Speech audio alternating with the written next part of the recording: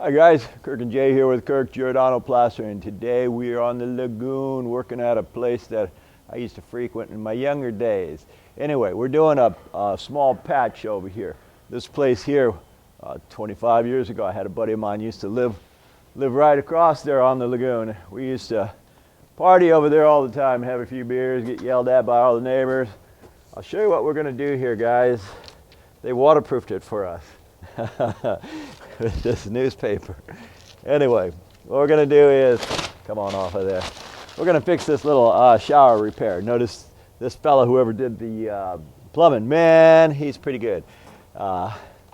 Actually, what they did is they called me and says, hey, they shot me an email of this and said, what do you think? And I said, oh, we can put it back together.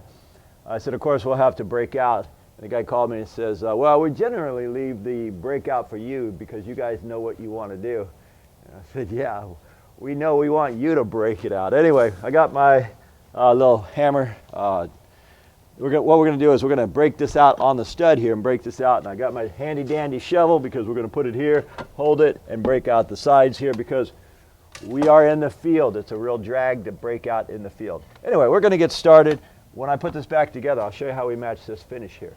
All right, guys, now that nasty stuff is done, didn't have very much paper left, but that's what happens sometimes. What we want to do is get on the stud. We know every 16 inches is a stud, so what I'll do is I'll just squeeze a little bit of paper in here and give a couple tacks here. Get the other side, stretch it as tight as you can, sometimes even fold this side over. The idea is you want to be on studs and you want to stretch it tight. That way you're not using a whole bunch of cement. It's just like old times over here. Somebody came out and said, hey, you know what time it is? And I thought, yeah, it's 8 o'clock in the morning. They said, man, we're still sleeping, knock off the noise. I thought, just like old times when we used to get yelled at. But back then we got yelled at for drinking over here.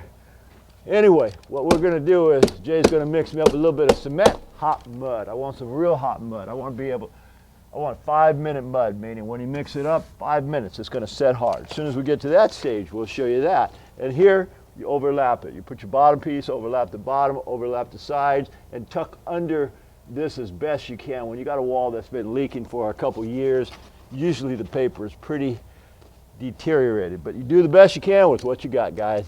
As we come to the fun part now, Jay mixed me up some cement by hand, didn't even use the drill. This is so small. So what we're doing is, I always like to get my perimeters first, and that white stuff there, that's caulking. Generally you caulk it the best you can. You want to caulk the edges first. The top you don't need to caulk because the top is pushed underneath the existing paper. Once you got your perimeter, hit your bottom, and depending on the temperature, how cold it is, or like right now it's pretty early morning and we are in December. It's cold, so we've got a lot of accelerators in here, and we are also in what's so-called field, so it's taking more mud than usual. Usual mud is about 7/8 of an inch thick. Right here we're about 1.5 inches. So we get our field going. And now we're going to let this set for about 10 minutes, then I'll show you how we texture it. All right, guys, that should be time enough now. Jay and I just had a little breakfast burrito, so we only needed about 5 minutes for that because he put a lot of luminite in there. Oh, yeah, that's what I'm talking about. That's pretty hard for, say, the depth we had. And take a sponge float, tap out some water, and now just go over it. And what I'm doing here is I am feathering in the joint. Why feather in that joint? Because when I texture it, it'll look tighter and finish when it's painted. And if it doesn't match when it's painted, they're going to call me up and say, hey, Kirk, it doesn't match well. So we got to make sure we take all the little precautions. Now, I got some soupy mud. We take this soupy mud, and all I need is about that much. Get the leaves and crap out of there. Let's see. This is, look at their texture.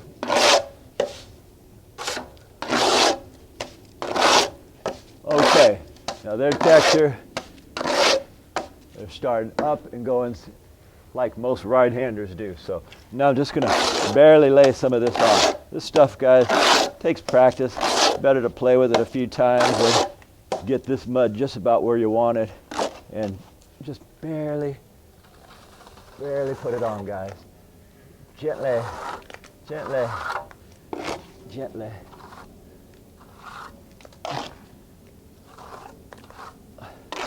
Gently. All right.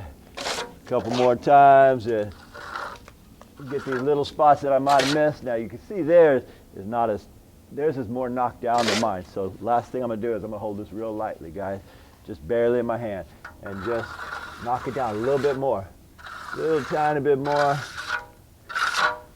Get my edges, get this part, get the center. If you look at it and you see something that's not right, just put a little bit more, but that looks pretty good to me. Anyway, my name is Kirk. I'm with Kirk Giordano Plastering. We thank you guys for watching. And as usual, Jason and I will see you on the next one.